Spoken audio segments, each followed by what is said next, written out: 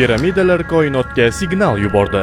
13-iyun shanba kuni tongi 3:33 da Giza atrofidagi 500 metrgacha bo'lgan seysmograflar noma'lum anomaliyani aniqladi. Bu zilzila yoki magnit bo'roni emas, balki piramida ostidan chiqayotgan impuls edi. Uzoqligi 3,3 soniya, 33 gertsni tashkil qilgan va 1000 fut yer ostidan chiqqan. Misr hukumati hech qanday izoh bermadi. AQSh geologik tashkiloti esa bu shunchaki texnologiya tizimi orasidan o'tgan xatolik deb baholagan. Ammo xuddi o'sha vaqt, xuddi o'sha soniya, xuddi o'sha chastota sayyoramizni yana 11 ta nuqtasida paydo bo'lgan. Qiziqarli tomoni esa bu impulslarni bari piramida yoki piramidasimon lokatsiyalar yer ostidan chiqqan. Giza, Teotiakan, Xitoy, Indoneziya, Boliviya, Sudan, Illinois, Turkiya, Kambodja, Azor oroli, Antarktidada topilgan piramida. Ijtimoiy tarmoqlardagi odamlar taxminiga ko'ra bu impulslar koinotga Quyosh tizimimizdan tashqari bo'lgan noma'lum tomonga qarab ketgan. Bunday taxminlarga sabab esa Giza piramidalarining joylanishi Alnitak, Alnimal va Minitak yulduzlari bilan geometrik va astronomik tomonlama bir-biriga bexato mos keladi. Shu bilan birga piramidalarning perimetrik o'lchov raqamlari yorug'lik tezligi raqamlari bilan bir xil.